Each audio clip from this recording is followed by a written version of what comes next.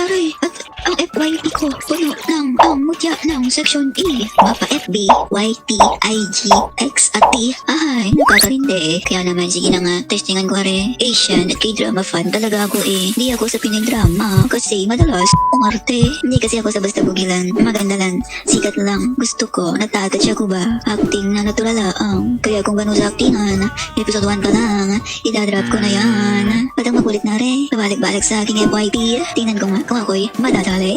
Okay, sino ba sila? Kiefer, Yuri, at JJ. Kagaya sa K-drama, bago ako mag-umpisa, nire-research ko ang bida. Background check kung baga. Andres Mulak. Mulak? Kasing galing kaya siya ni Sir Aga Mulak. At ang tangos ng ilong niya. Parang si Lee Min Ho sa Korea. Matangkad, parang lovely runner ang datingan. At after ko siya mapanood sa clip na napadaan, kumusta ang actingan? Aba, ay ayaw ko na lang magsalita. Baka ako mapuksa. Punta naman tayo sa pula ang buhok. Robin Angeles. I.O. Hanamichi. Japanese? Anime? Sakurage. Ikaw ba, Itsay? Kung Asian drama pag-uusapan, pasok ang kanyang aurahan. Pa rin si Tanda.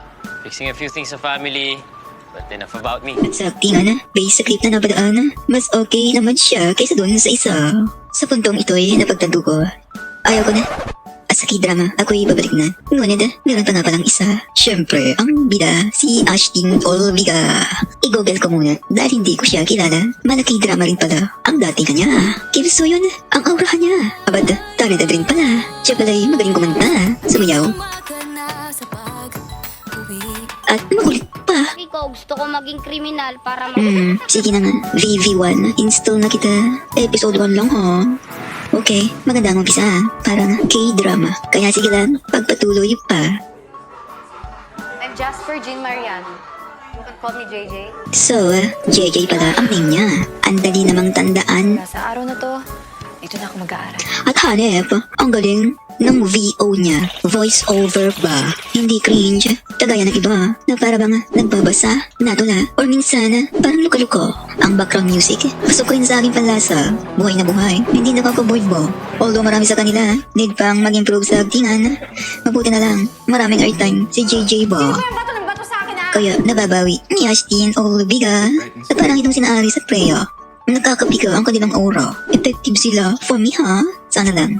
Susunod na mga episodes, ma-improve na ang aktingan ng iba. Itong tandem ng Ash Dress, malakas ang karisma. Lalo na, pag nagtitigan sila, parang may something nakikinigin ka. Dagdagan pa, kung mapanood mo mga past interviews nila, mala red string pala ang atake nila. Kaya kung mahina ka, ihimlay ka sa love team nila. Dahil siguro sa mga mata nila. Sa episode na ito, tumatasaki ng duo, ina JJ at CN Peralta.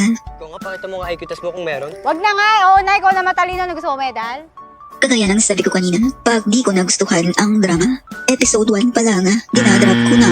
Pero sa Pinoy series na ito, dahil sa acting, Game on. na-convinced ako ni Ashtin Olviga na ipagpatuloy ko pa. Ako'y na...